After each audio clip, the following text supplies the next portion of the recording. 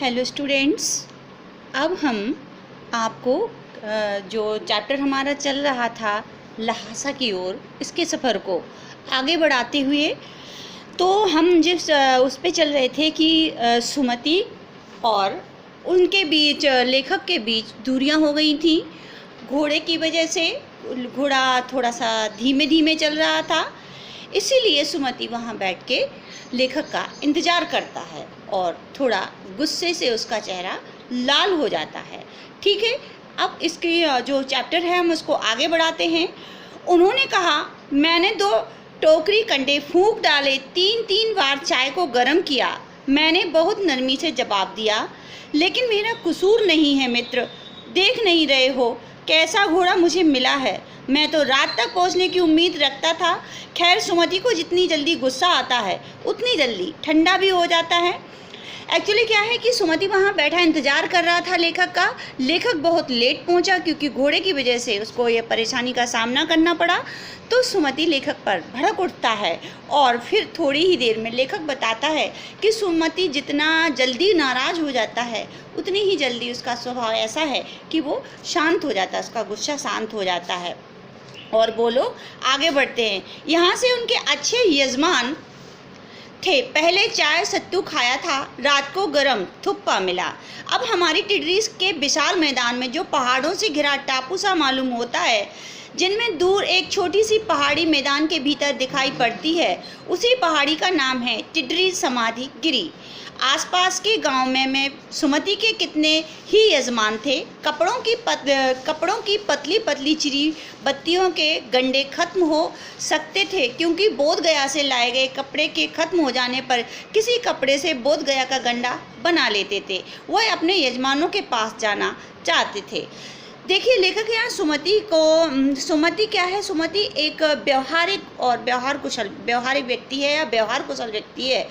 तो वो जो बोध गया से अपने जो यजमानों के लिए गंडे लाया था, इस बहाने वो यजमानों से मिला करता था और उन्हें गंडे भेज कर बताता था कि भी वो स्पेशली बोध गया से उनके लिए लाया है, और बांधता था और अपनी व्यवहारिकता और अपने यजमानों से मिलाई भेंटी कर लेता था। ये एक पंडिताऊ तरीका है। तो यही वो लेखक बताना चाहता था। वह अपने यजमानों के पास जाना, मैंने सोचा यह तो हफ्ते भर उधर ही लगा देंगे। मैंने उससे कहा कि जिस गांव में ठहरना हो उसमें भले ही गंडे बांट दो, मगर आसपास के गांव में मत जाओ। इसके लिए मैं तुम्हारी ल्हासा पहुंचकर रुपए दे दूंगा। सुमति ने स्वीकार किया। लेखक ये चाहता था कि सुमति अपने यजमानों के बीच ज़्यादा टाइम बर्बाद ना करे, इसलिए वो चाहता था कि सुमति अभी मेरे साथ चले और मैं वहाँ पहुँच जाऊँ तो डांडा तोड़ला, तो वहाँ जाके फिर सुमति वापस आके अपना काम यजमानों वाला कर ले। तो सुमति एग्री हो जाता है। ठीक है। दूसरे दिन हमने वरिया ढूंढने की कोशिश की, लेकिन कोई ना मिला। सवेरे ही चल दिए होते तो अच्छा था, लेकिन अब 10-11 बजे की तेज धूप में चलना पड़ रहा था। तिब्बत की धूप भी बहुत कड़ी मालूम होती है। यद्यपि थोड़े से भी मोटे कपड़े से सिर को ढक ले तो गर्मी खत्म हो जाती है। आप 2 बजे सूरज की ओर मुँह करके चल रहे हैं। ललाट धूप से जल रहा है और पीछे का कंधा बर्फ हो रहा है। फिर हमने पीठ पर अपनी चीज़ें लादी, डंडा हाथ में लिया और चल पड़े। यद्यपि सुमति परिचित टिड्री में थे, लेकिन अब वह एक और यजमान से मिलना चाहते थे। ये क्रम लेखक बताता है कि जब हमारा सफ़र भी आगे बढ़ता रहा और लेखक क्या करता रहा, लेखक के साथ जो सुमति था वो अपने यथावत तरीके से यजमानों से मिलता रहा। ठीक है, ये चीज़ लेखक बताता है हमें।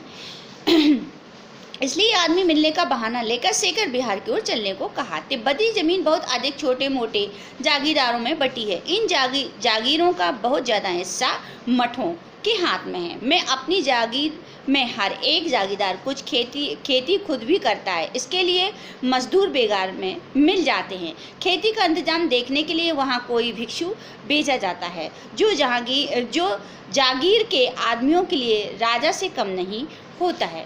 लेखक वहाँ पर वहाँ की जो खेती करने की प्रथा है या जो कल्चर है उसको हमें आइडेंटिफाई कराता हुआ कहता है कि वहाँ का जो कल्चर है, वहाँ पे जो खेती बाड़ी की जाती है, वहाँ पे जो जागीरदार होते हैं, ज़मीन उनके अंडर में होती है और उन्हीं के हिसाब से खेतों का, खेत खलिहानों का काम किया जाता है। यानी कि कहने का तात्पर्य ये है कि वहाँ जो ज़मीन होती है वो जागीरदारों के अंडर में होती है, उन्हीं के हिसाब से उनके खेती किसानी का काम किया जाता है, ये बताना चाहता है। ठीक है। और वहाँ पर जो वर्तमान में जो लेखक ने देखा, वहाँ पे मुखिया, वहाँ के उस एरिया के जो मुखिया थे वो मुखिया थे भिक्षु नमसे की बात लेखक यहाँ पर हमें समझाता है। और बड़े ही, लेखक कहता है, बड़े भद्र पुरुष थे, वह बहुत प्रेम से मिलते। हालांकि उस वक्त मेरा वेश ऐसा नहीं था कि उन्हें कुछ भी ख्याल करना चाहिए। क्या लेखक ये कहना चाहता है कि जो वो ये दूसरी बार लेखक आया हुआ था तो इस बार उसने अपना वेश भिखारियों जैसा बना रखा था। तो वो ये कहना चाहता है कि भिक्षु जो नमसे था, वहाँ का जागीरदार, उसे उनके लिए कुछ खास इंतजामात नहीं करने पड़े, क्योंकि लेखक का एक भिखारियों वाला भेष जो था उसके लिए ज़्यादा इंतजामात की ज़रूरत नहीं थी। ठीक है। हाँ, एक अच्छा मंदिर था जिसमें कंजूर की हस्तलिखित 103 पोथियाँ रखी थी। मेरा आसन भी वहीं लगा। वह मोटे कागज पर अच्छे अक्षरों में लिखी हुई थी। एक एक पोथी 15-15 शेर से कम नहीं रही होगी। सुमति ने फिर आसपास अपने यजमानों के पास जाने के बारे में मैं पूछा। मैं अब पुस्तकों के भीतर था, इसलिए मैंने उन्हें जाने के लिए कह दिया। लेखक को उसकी इंटरेस्टिंग चीज़ मिल गई थी। इस पैराग्राफ में लेखक बताता है कि लेखक को उसके इंटरेस्टिंग चीज़ मिल चुकी थी, और वो थी क्या? कंजूर, बुद्ध वचन ये हस्तलिखित थी, 103 पोथियाँ थी। तो लेखक इनको पढ़ने में बहुत ही ज़्यादा उत्सुक और इंटरेस्टेड दिखाई दे रहा था। तो वो कहता है, फिर मैंने सुमति के जो यजमान थे उससे मिलने के लिए उसे जाना था, तो मैंने उसे रोकना उचित नहीं समझा और उसे अपनी स्वीकृति दे दी कि हाँ, आप जा सकते हैं आप। और सुमति वहाँ से चला जाता है, क्योंकि लेखक को इंटरेस्टेड चीज़ें पढ़ने के लिए हस्तलिखित 103 बुद्ध वचन की पोथियाँ मिल गई थीं। मैंने समझाया था 2-3 दिन लगेंगे, लेकिन वह उसी दोपहर मैंने समझा था कि 2-3 दिन लगेंगे, लेकिन वह उसी दोपहर चले आए। टिर्री गांव वहां से बहुत दूर नहीं था। हमने अपना सामान पीठ पर उठाया और भिक्षु नमसे से विदाई लेकर चल पड़े। अच्छा, लेखक कहता है कि वो जहाँ पे टिर्री जाना चाहता था, जहाँ पे लेखक बुद्ध वचन की पोथियाँ पढ़ रहा था, वहाँ से टिर्री ज़्यादा दूर नहीं था। इसलिए लेखक कहता है कि लेकिन वो इस बात के लिए नहीं बता रहा, वो ये कहता है कि वो सोच रहा था कि सुमति जो है वो अब शायद वहाँ लंबे टाइम तक रहेगा, लेकिन ऐसा नहीं हुआ। और सुमति दोपहर तक वहाँ पर आ गया, समय से वहाँ आ गया। और समय से आने के बाद उनका जो लेखक का सफ़र है टिर्री का फिर से शुरू होता है, और वो भिक्षु नमसे से विदाई मांगते हुए अपना सफ़र आगे बढ़ा देते हैं। और इतना हम लोगों का फिर ये चैप्टर भी अपने अंतिम स्थिति पे पहुंच जाता है, और ये हमारा जो ल्हासा की ओर का जो सफ़र है यहीं पे कंप्लीट होता है। ठीक है बच्चों, बाय बच्चों, टेक केयर।